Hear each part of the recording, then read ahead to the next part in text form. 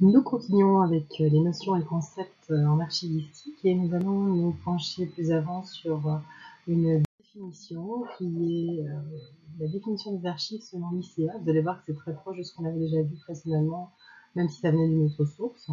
L'ICA, c'est le Conseil international des archives, c'est, si vous voulez, l'équivalent de l'IFA pour les bibliothèques.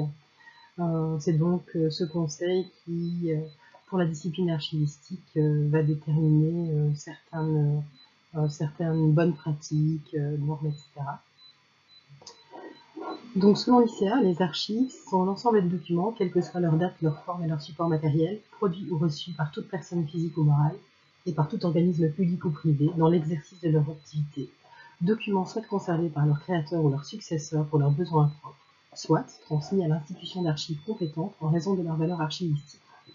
Ce que je vous propose pour la suite, c'est de revenir sur les différents éléments de cette définition et de donner quelques explications supplémentaires pour bien comprendre cette définition même des archives. Nous parlons d'ensemble de documents pour les archives, car un document qui est examiné seul va finalement avoir très peu de sens. Donc ici, l'exemple qu'on nous donne, c'est par exemple une esquisse qu'on aurait trouvée de Victor Horta, l'architecte. Imaginons nous trouvons une esquisse d'une porte, d'un escalier, etc. Pris seul, aura finalement très peu de valeur. Si, peut-être une valeur marchande, parce que c'est signé de la main de Victor Horta, mais c'est vraiment quand on y adjoindra d'autres documents du fond, par exemple des contrats ou des courriers ou les dessins définitifs, qu'on pourra donner vraiment du sens à ces documents d'archives. Donc, en général, l'archiviste va traiter des quantités importantes de documents qui ont été créés dans un même contexte d'activité. Alors, ici, il est important de savoir que, peu importe la date, peu importe la forme, peu importe le support matériel, un document deviendra archive dès qu'il est créé. Et que cette archive va pouvoir être matérialisée sur n'importe quel support. On a vu des documents textuels, mais également de la photo, du film, du son. Et ces mêmes archives pourront également être dématérialisées et donc finalement passer en support numérique par la suite. On continue la lecture de cette définition. On a déjà vu plusieurs fois que les archives étaient des produits de l'activité humaine. Donc il s'agit de documents qui sont créés, qui sont préparés, qui sont approuvés par des personnes. Et cette partie de la définition ici permet finalement de différencier le fonds d'archives avec le fonds documentaire, donc ce qu'on peut appeler la collection. On a déjà vu un peu ces différences, mais ici c'est l'occasion de revenir plus profondément sur cet aspect. En bibliothèque, on va parler de collection. Il s'agit d'une collection, c'est une sélection de documents. On a fait des choix. On les a peut-être mis par thématique, par auteur, etc. On les met ensemble par choix et on peut décider d'enlever les documents de ce fonds, de cette collection. En fonds d'archives, par contre, il sera toujours exhaustif. Et donc, tous les documents qui y sont conservés devront y rester. Pas question d'aller faire des tris, de décider d'enlever des pièces, de les réorganiser, non. On va conserver tous les documents de manière exhaustive. On poursuit la définition. On a parlé des archives qui étaient des produits de l'activité humaine, et donc les producteurs des archives peuvent être des individus, des personnes comme vous et moi, ou une association, une organisation, une entreprise, une administration publique. C'est là la distinction entre personnes physiques, vous et moi, et les personnes morales, les organisations, etc. Pour qu'une archive soit considérée comme telle, le document doit être le produit de l'activité de son producteur et témoigner de cette activité. C'est pour ça que dans la définition, on parle de l'exercice de l'activité. Si les archives sont importantes d'un point de vue historique, on a pu la démontrer, elles sont surtout la preuve directe de faits et d'événements. Elles sont créées finalement en même temps que les activités qu'elles justifient. C'est là que les archives sont importantes, c'est qu'elles sont le produit de l'activité du producteur et qu'elles témoignent de leur activité. La définition dit que les documents sont soit conservés par leur créateur ou leur successeur pour leurs besoins. Donc, le document d'archive est un document qui est conservé par l'individu ou l'organisme à plus ou moins long terme et pour servir à diverses fins. On peut utiliser les archives pour différentes choses, rédiger rapports, obtenir des preuves, etc. Le document d'archive, c'est donc un témoin d'une activité.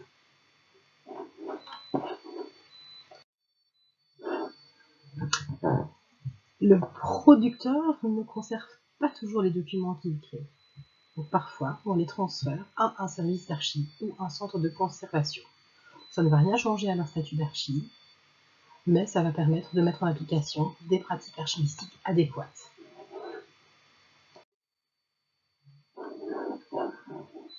Les besoins de conservation de divers types de documents vont varier avec les besoins du producteur.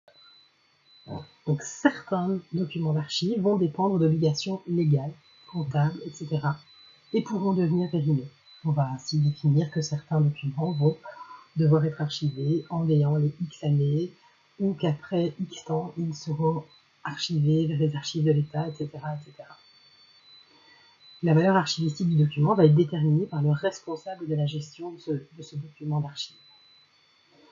On pourra décider de détruire une archive ou on pourra décider de la conserver pour sa valeur historique ou patrimoniale, en dehors des obligations légales. Alors, si je vous montre à présent cette illustration, vous avez 4 illustrations, vous devriez être en état de me dire où est le fond d'archive, où est le document d'archive, où est le bâtiment d'archive et où est le service d'archive.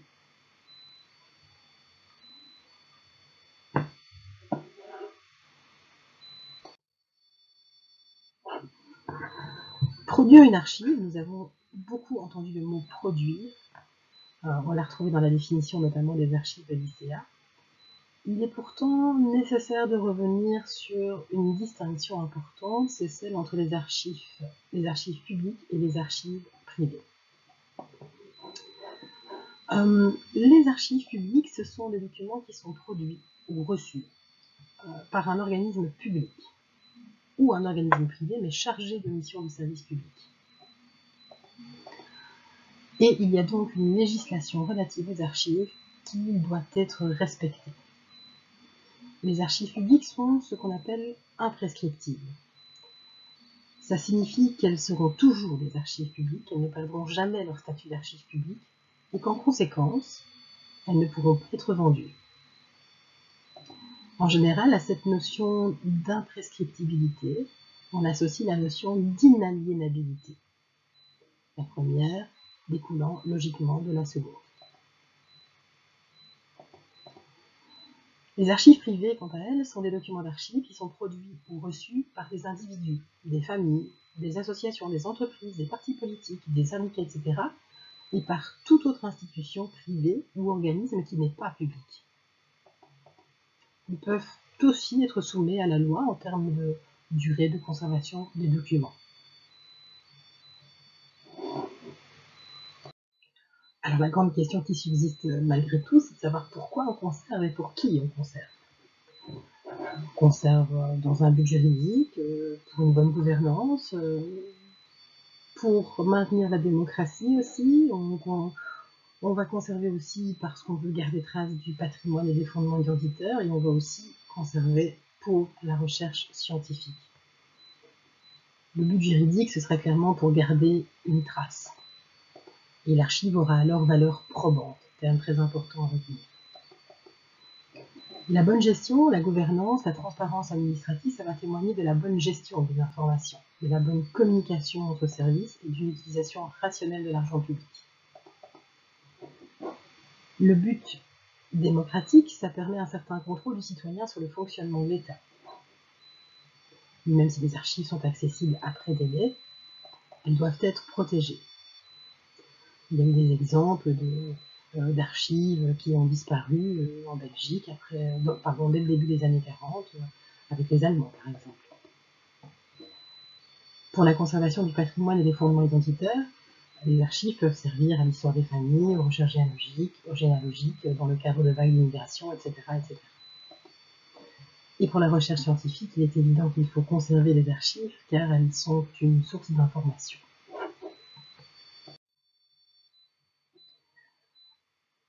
Les 3 âges des archives, c'est une notion que vous allez souvent pratiquer, utiliser, et qui permet finalement de répondre à des questions telles que comment trier, que garder, etc. Donc les archivistes, ce qu'ils ont fait, c'est qu'ils ont délimité des sous-ensembles qui vont permettre d'aborder la problématique de la gestion des archives de façon plus structurée, et donc avec méthode. Tout document d'archive va passer par plusieurs périodes. Et ces périodes sont caractérisées par la fréquence d'utilisation et le type d'utilisation qu'on va faire du document. Ce sont des concepts de base de la discipline archivistique, comme l'est la notion de faux, avec S, qui a déjà été présentée, ou celle de respect du faux, qu'on va voir un peu plus tard. On voit donc un premier âge, un deuxième âge et un troisième âge. Le premier âge est celui des archives courantes. Ce sont des archives qui sont utilisées fréquemment par le producteur. Donc la personne ou l'établissement qui a reçu ces archives les conserve chez lui parce qu'il risque d'y avoir une utilisation quotidienne de ces archives. Exactement. Exemple, un bâtiment en construction, on aura besoin d'avoir accès au plan tout le temps. Le deuxième âge, ce sont les archives intermédiaires. Elles vont rester chez le producteur, mais vont sans doute migrer vers un local qui sera dédié aux archives. Ça, c'est l'idéal, évidemment. On va classer les documents qui gardent une valeur d'information, c'est-à-dire on peut encore avoir besoin de s'y référer, ou qui ont encore une valeur légale. Et tant que leur délai d'utilité administrative n'est pas dépassé, on va les garder. On reviendra par la suite sur ce concept de délai. Les archives définitives, quant à elles, c'est le troisième âge, sont des documents qui ont perdu toute valeur administrative et dont le délai de conservation a expiré. À ce stade, on va effectuer un tri.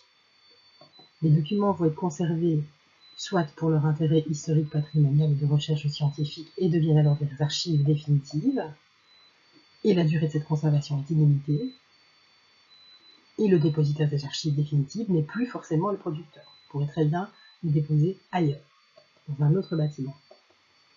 Soit on décide de les éliminer. Pour cela, on utilisera des outils tels que le bordereau de versement ou le bordereau d'élimination. Donc si je récapitule, 3 âges des archives. Les archives courantes, le premier âge, on utilise quotidiennement le document, il est à portée de main. Deuxième âge, les archives intermédiaires. Le document est moins utilisé et il va aller dans un local défini où on pourra le retrouver si on en a toujours besoin, et donc on le garde parce qu'il a une valeur d'information ou une valeur probatoire. Et enfin, suite à un tri, on décidera si on garde les archives pour qu'elles deviennent définitives et deviennent un matériau pour la recherche scientifique ou d'intérêt patrimonial et historique, ou bien on décidera d'éliminer le document. Petite récapitulation, pour les archives courantes, utilisées fréquemment par le producteur, la personne ou l'établissement qui a produit ou reçu les archives les conserve chez lui pour utilisation au quotidien. Pour les archives intermédiaires, elles restent chez le producteur mais migrent dans un local de pré-archivage où les documents sont classés et on garde les documents qui ont une valeur d'information ou une valeur légale. Tant que le délai d'utilité administrative n'est pas dépassé, on va les garder. Et enfin, après, on parlera d'archives définitives, qui sont des documents qui ont perdu toute valeur administrative et dont le délai de conservation a expiré. On l'a vu, il y a un bordereau de versement ou un bordereau d'élimination, ce qui veut dire que les archives intermédiaires ne deviennent pas toutes forcément des archives définitives. Petite remarque en passant, selon le pays, l'école ou l'archiviste lui-même, les dénominations vont différer. Ici, je vous reprends les différents termes qui peuvent correspondre aux notions d'archives courantes, d'archives intermédiaires et d'archives définitives. On verra qu'on parle parfois d'archives dynamiques, d'archives semi-actives, d'archives historiques ou d'archives statiques.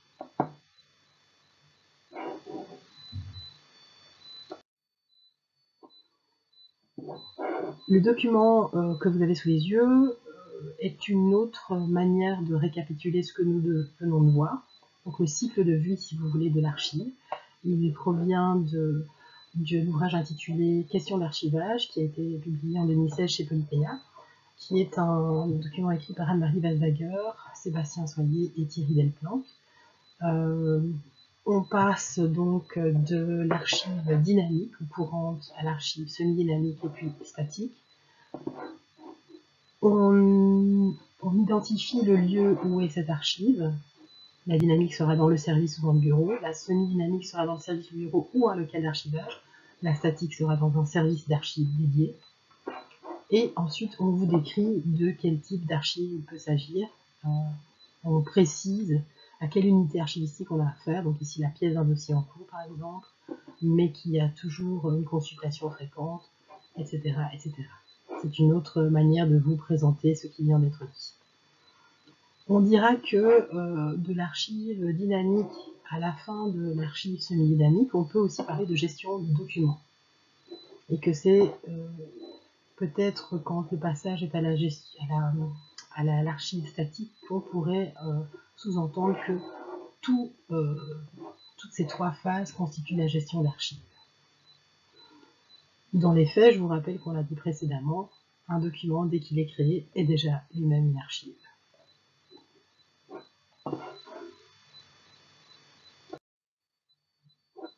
Une petite notion encore à apporter, une petite nuance à apporter, nos voisins anglo-saxons, vous avez vu qu'il y avait déjà des termes différents en français, alors nos voisins anglo-saxons, ils utilisent une notion qui est le record, et le record, si on le traduit en français, va plutôt vouloir dire document d'activité, enregistrement ou document d'activité.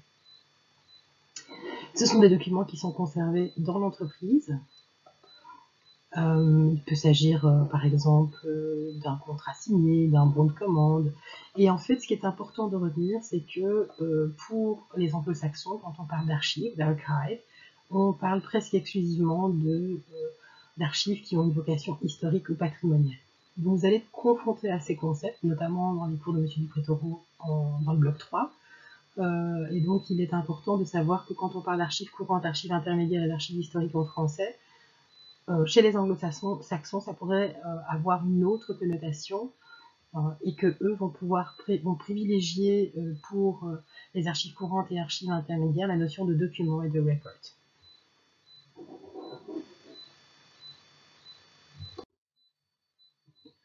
Alors après avoir parcouru l'histoire des archives, avoir défini l'archivistique et l'archive, eh bien passons à la notion d'archiviste. Alors on va sans doute approfondir le rôle et les devoirs de l'archiviste plus tard, mais ce qu'on peut déjà déterminer, c'est le champ d'action de l'archiviste. On a vu qu'il y aurait des archivistes dans un service d'archives qu'ils allaient traiter, conserver, etc. Ne serait-ce qu'en se basant sur la définition de l'ICA, on reprend les grandes tâches qui doivent être effectuées. On a vu qu'il pouvait y avoir un archiviste qui est chargé de la gestion des archives définitives, et qui donc fait office de conseil finalement auprès des producteurs également. On a vu qu'il y avait la notion d'archiviste en entreprise, on allait plutôt parler alors de record management, donc plutôt du côté des pays anglo-saxons. Et donc il y aura lieu dans le chapitre 2 d'aborder les questions déontologiques, les questions de secret professionnel, de devoir de réserve, etc., etc. Alors si, après vos études de bibliothécaire documentaliste, vous avez envie de travailler comme archiviste, sachez qu'avec votre diplôme de bibliothécaire documentaliste, vous pourrez travailler comme archiviste, mais plutôt dans des centres d'archives privés, type AML, CARCOB, etc. Si vous voulez vraiment vous approfondir vos notions d'archives et travailler dans des services d'archives agréés par l'État, il y aura lieu de faire un master en histoire avec finalité archives, ou bien de faire un master en sciences et technologies de l'information et de la documentation. Il existe DocSafe, qui est un certificat interuniversitaire en management de l'information numérique, qui coûte très très cher, mais qui vous permet d'aborder les aspects juridiques, techniques et opérationnels de projets de gestion et de conservation de l'information numérique. Enfin, il existe un bachelier de spécialisation en gestion des ressources documentaires multimédia, mais qui est très récent et qui pour l'instant n'a pas encore permis de démontrer s'il permettait de travailler dans d'autres services d'archives que les archives privées. Et on se retrouve très vite pour la suite des aventures des cours d'archivistique.